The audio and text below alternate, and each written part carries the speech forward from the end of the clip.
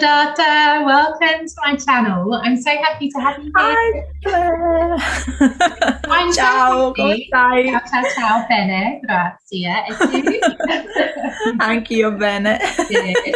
I'm so happy to have you here because, oh my goodness, all the viewers that have followed my YouTube channel know that I've been on a bit of a journey with my Italian. It's not been easy by far, but to have you here, someone who teaches Italian in the UK, which is amazing, is incredible. So I have some questions for you, if I may. Sure. I want to know, first of all, actually, what is the best way to organise an effective study programme, particularly if you're busy? Because this has been my biggest problem. I'm busy with work, I'm busy with other activities, and I find it hard to prioritise my Italian study amongst that. So what advice could you give me around that? Well, I would say, first of all, I totally get it, and it's normal. Because I believe this is possibly everyone's problem, because everyone has got busy life and things to do. At the same time, I'd say that if you really want to learn Italian and you decided that you want to do it, the first thing you need to do is to make it a priority in your life and find the discipline to follow the priority, that priority that you have set up for yourself. Mm-hmm. So to give you an example, I'm learning Japanese right now. Wow. And yeah, I've been actually learning it over the past 2 years seriously, because before I was just dabbling with it. Mm-hmm. And for me, the only way that I know that I can learn Japanese during my day is to make sure that I do it first thing in the morning. Mm-hmm. And I have to schedule it before anything else happens. Because if I start my day and I just get caught up in things and emails and the lessons and the shopping and the groceries and the kitchen, so I just don't do it. So make it like something in your calendar. Make it like, treat it like a business appointment. You would not miss a business appointment, right? So treat it like that. And then I would say 3 more things. So first of all is to decide what you actually want to learn in advance. Because what happens is people say, oh yeah, I'm going to do Italian tomorrow. Okay, great. But what are you actually going to do? Are you going to study vocabulary? Are you going to do some grammar? Are you doing conversation? Are you doing writing? I don't know. You have to decide in advance, because you don't want to actually go on that day and be scrambling, like be like, oh yeah, what I should do? I should get this book. I should do this. Mm-hmm. You know, by the time you decided, say you decided half an hour, and the half an hour is already gone because you deciding what to do. Yeah, exactly. So yeah, I would say plan in advance. And I think this is easier if you have a teacher, because if you know what program you're following with the teacher, you will know what to do. You will know what is your goal, what you want to work towards, right? And then another thing is, this is kind of linked to what I was saying before, is to make it easy to start. So one tip that I have is, like, I have by my bed a little box. And in this box, I have my Japanese book, so that when I wake up in the morning and I'm having breakfast, and I like having breakfast in bed. And so I take the Japanese book and I go through it. And for me, it doesn't cost me any effort. Why? Because it's easy to take it, right? Mm-hmm. So if you think about it, like how many times we check our phone just because it's so close, it's so easy to do it, right? Mm-hmm. So to make it easy, and yeah, just discuss, if you have a teacher, discuss with them what I'm supposed to do, what are the things that are important right now, and focus on a goal. Mm-hmm. And last thing that I would say, works especially if you are if you decide to work with someone and you don't have time to meet them, is to work in an asynchronous way. Oh, okay, yes.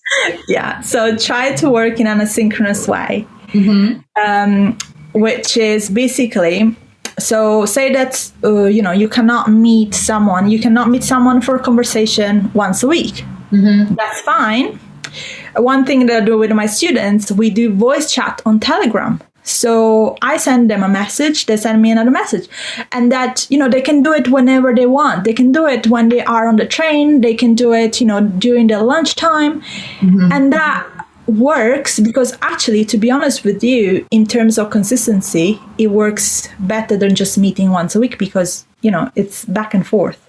Yes. And so that could be an option to follow if you decide to have a teacher and practice with the teacher what you want to learn. So that is I think best tips that I can give. Yeah, they're really good. And I think it ties into the book, which I know you're reading at the moment as well, Atomic Habits by James Clear, which is to make the habit obvious. So keeping your Japanese book by the bed makes it obvious that you want to study Italian. So when you wake up in the morning, as you said, it's the first thing you reach for. Yeah. Very true. Very, very true. When it comes to vocabulary, because this is something that sometimes I struggle with a lot. So I'll learn a word in the moment. Somebody will tell me a word in Italian and I'll be like, okay. And I'll repeat it a couple of times and I'll think, okay, I've got it. And then later on, I will struggle to remember what that word was. What are your methods, or what do you recommend when it comes to learning vocabulary? What is the most effective way to do it? Because I struggle sometimes to expand my vocabulary for this reason. So first of all, can I ask you a question about this? Yes. So what is your expectation about remembering vocabulary? Okay, this is like, I kind of think, okay, if I say it to myself enough times, I'll remember it. That's my expectation. But if I'm not using it, I know that I'm not going to remember it because this is my teacher head. I teach English. So on the one hand, I know how it works. But on the other hand, I think, because I'm a student, it's different. Like it isn't. I know it's a big contradiction. But yes, I kind of think if I say it 3 or 4 times, I'll remember it. That's what I think, if I'm honest. Yeah. Okay. So the thing is, that could work. However, if you do it just once, it's really hard to work. Yes. Because, you're right. Like, repetition is important. Like, it's because once you see something new and you see it for the first time, right? So your brain is just like, okay, that's a new thing. That's amazing. So you learn something new, right? But then your brain won't be able to remember that thing unless you repeat it enough time so that it actually, goes into long-term memory. And it goes into the long-term memory through spaced repetition.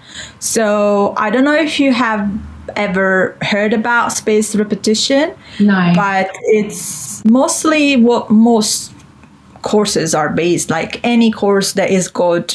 Even the apps, all languages app are based on this. So they repeat something multiple times, but not one day after another. Probably they will present it to you like in 3 days time or in a week time. And then that will help your brain to remind, that is that word that I saw, whatever, And so I think the main thing that ensure our brain to actually remember things is using spaced repetition. So how you could do that is by making really, for example, if you like flashcards, right? You can make flashcards and use them one day and then go back to them, say, in 3 days time or, in a week time. But then don't just stick to those flashcards. Use the vocabulary in different ways. Use it in speaking, even if you just speak on your own. just, say, oh, I learned this new word. I'd like to try to make it a sentence or create a conversation around it, create a story around the word. Or you could, one thing that you could do is works for me. I like to create songs. Sometimes I group some words together I really like the sound, and I make, little songs. And this is something that I also do for my students. I created a song for example, Italian irregular verbs in the past tense.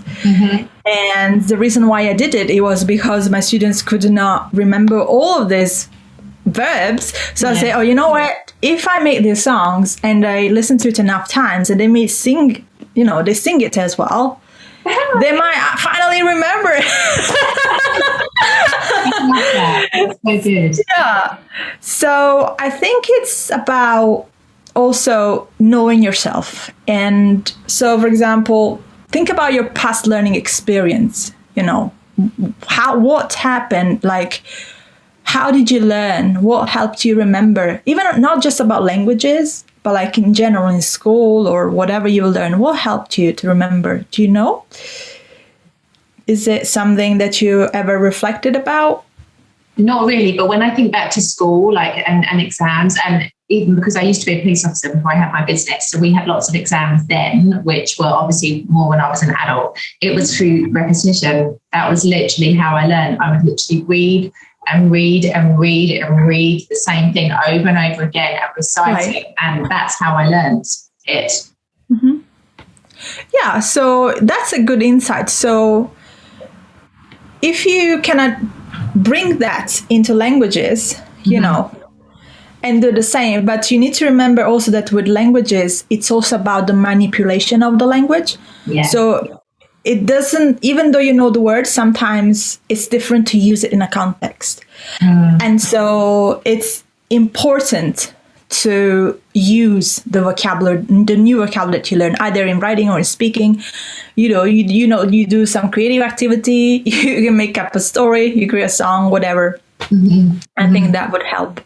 No, that's good. I have a bit of a question on the fly to ask you. What are some mistakes that you see, some common mistakes that you see students make when it comes to learning Italian? Oh, okay. That's a great question. The first one that comes to mind, and it is something that happens not only at the beginner level, but also it can carry itself in more advanced if they don't pick it up and are not aware of it, is the plurals. So when there is an adjective and a noun, for example, le scarpe rosse, the red shoes. So we have scarpe and rosse. And so the ending is an E, which is an E in Italian.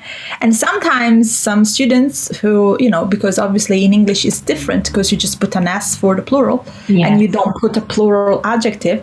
They would just say le scarpe rossa. And so it's something that they need to work harder for. And so if they try, sometimes, they say it's right, but then sometimes it can slip back into that mistake again, which, by the way, it's fine because people will understand you. Okay.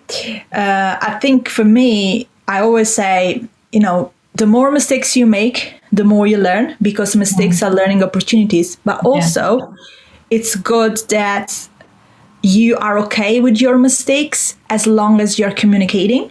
Yes. Because if you're communicating, you have reached your goal, right? A language is for communication. And it's okay if not everything is perfect. Yes, it's true. It's true. That's really interesting. I was just really curious because I think obviously you have a lot of experience, you have a lot of students. So I was just curious if you notice any patterns amongst them, like common mistakes that they make. So yeah, that was good.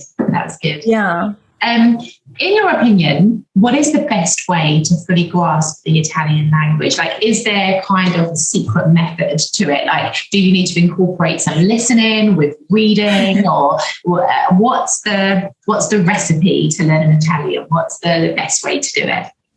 I love this question because I like that you say, is there a secret? Yes, I know. Like, everybody wants this is our life now. We all want the end result first before we've even begun, right? We want to know the quickest route to achieve anything. So yeah, I understand language learning takes time, but if we can make our life easier by focusing more on other things, I think it's a really positive thing. So yeah. No, I understand it, and I am afraid there is no particular secret. However, this is what I will say about this. Because I myself have learned different languages. I speak French and Spanish, and currently I'm learning Japanese. You know, I'm speaking in English right now. It's not my first language. Wow. Yes. So it is. First of all, we need to be okay with doing the work of being uncomfortable, because when you're learning another language, any language, not only Italian, it's extremely uncomfortable at the beginning to speak it, because your body is not used to it. It was what kind of sounds I'm making, you know? And then the other thing is that you cannot fully express yourself. And so you start to feel stupid. And you're like, oh my goodness, I look like a stupid. I cannot talk. And then there's all this self-judgment that actually impacts our learning. Because when you are in that, you know, judgmental, how do you say, judgmental way of learning, it just doesn't do your brain really good, because your brain cannot function properly. So I would say to be okay with, you know, that it's gonna take work. And that it's gonna be silly, and it's gonna be like, you know, you're gonna be feel uncomfortable. And once you have accepted that, you need to know that there are, you know, obviously learning a language does not just mean that you understand it, but you also communicate with it, right? Yes. So if you think about this is like, in general, any language, every time you learn a language and you pick up a book or you take a course, there's always like 4 skills that they teach you: reading, listening, writing, and speaking. So reading and listening are the 2 passive skills, meaning it's just understanding. And the other 2, speaking and writing, are the active skills, which means that you actively use the language, right? And so some people get really, really good at listening and reading, or maybe just reading. And some people get not very good at speaking and writing, because they focus so much on acquiring, but then they cannot communicate. Some people, you know, do the other way around. They you know, they just learn through spoken words, and they just can speak. But if they have to write something or read something, it's very hard for them. And so this is another thing that you have to be aware of. Like, you know, you have to, first of all, work on all 4 skills if you want to fully grasp the language. And also be like, okay, I'll give an example from my personal life so that it makes more sense. So when my first language that I learned was English. And so when I learned English, I focused a lot on reading. So if I would read something, I would understand it. And it was okay. But then if I had to speak, good luck with that. I couldn't do it. Yes. And when I realized this, I felt like stupid again. I'm like, man, like how I can't speak. I understand more than I can say. This is a sentence that, all my students always say. I understand more than what I can say. Yes. But then I have to accept that was normal because I just had been reading. I have not been speaking a lot. Yes, it's true. And I think as well, like, I don't know if you have this experience with your students, but certainly here in Italy, like, I have the reverse situation. I'm teaching Italians English, and I find that a lot of Italian students, they are focused on being perfect before they try. And it's about breaking through that and helping them to understand that you're going to make mistakes. Like, you have to try, like, even if you say the wrong word, because of course English is very difficult, especially for an Italian speaker, because Italian is like every letter you sound, whereas in English we don't sound every letter. Letters take on different sounds, consonants are different, like vowels. It's a different experience entirely. And I think, I don't know if you've had this experience, but a lot of students think I have to be perfect before I even begin to speak, but it isn't the case. And I am such a hypocrite because I tell my students, come on, you've got to try, make the mistakes, learn. And then when it comes to my own study, I'm like, I can't speak. You know what? It's fine because when now you know, and so now you can correct that and you can self-correct and you can move on. It's totally okay. I did the same thing. Like, I was reading a lot in English and I was not speaking. And then I came to the realization that I just have to speak. And so some students get discouraged about it because they think that they're failing because they say, I cannot speak it. It means I don't know. No, it means you know how to understand it. You just have to make the passive knowledge active now. Mm-hmm. And that just comes with lots and lots of practice. And like you were saying, you have to be okay with being imperfect because you are going to make mistakes and you have to be okay with it. And that's actually how you learn best, because seriously, my best learning experience come from like having very silly conversation where I would say something and then the other person would understand something else. And then she would say, oh, actually, you're trying to say this. I'm like, yeah.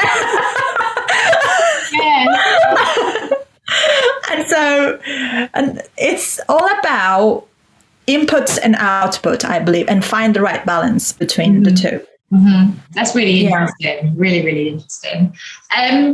So tell me then, what is the biggest tip you can give me and also my viewers? Because there are a lot of people that watch my videos on my channel who are interested in learning Italian, moving to Italy in the future. So of course, this is an area that they have to spend some time on. What would be your biggest tip that you would give my viewers and me included when it comes to learning Italian? What would you've kind of given some amazing tips in this video, but is there anything else you would like to add about that? Again, this comes from personal experience. Mm-hmm. And for me, it has been something that has changed my way in which I approach language learning and also language teaching. I think that once you master the basics and the main things that you need to know, and that doesn't mean you have to know all the whole grammar. I mean, when you have like some vocabulary and say a few tenses like past, present, and future, you know how to do them, and you have like a good amount of vocabulary on a certain topic. It doesn't need to be all topics. I would say to connect the language to something you're passionate about. Mm-hmm. So, for example, say that, I don't know, Claire, what are you passionate about? A lot of things. I'm very creative. I love writing. I love reading. I love creating videos. I'm passionate about that. I'm very creative. Excellent.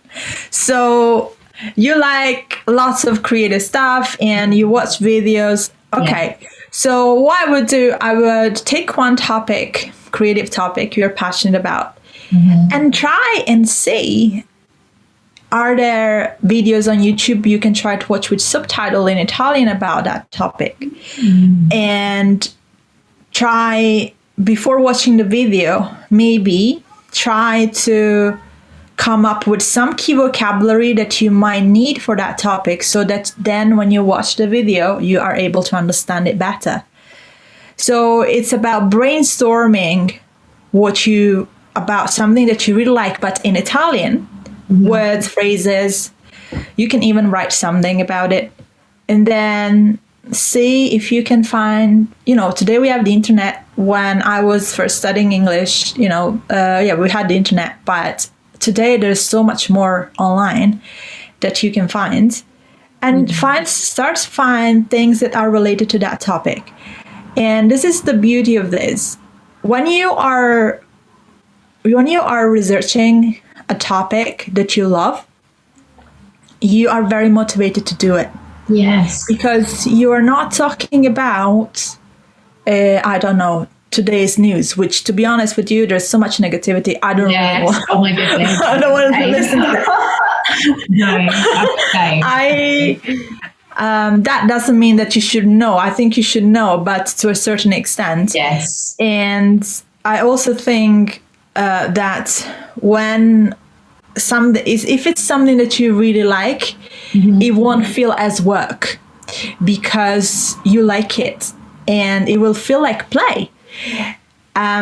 So I give an example from my own life again, because again, I think that it can be more self-explanatory if you actually give an example. Yeah. So when I was learning English, I was trying to become a cartoonist. I was training to be a cartoonist.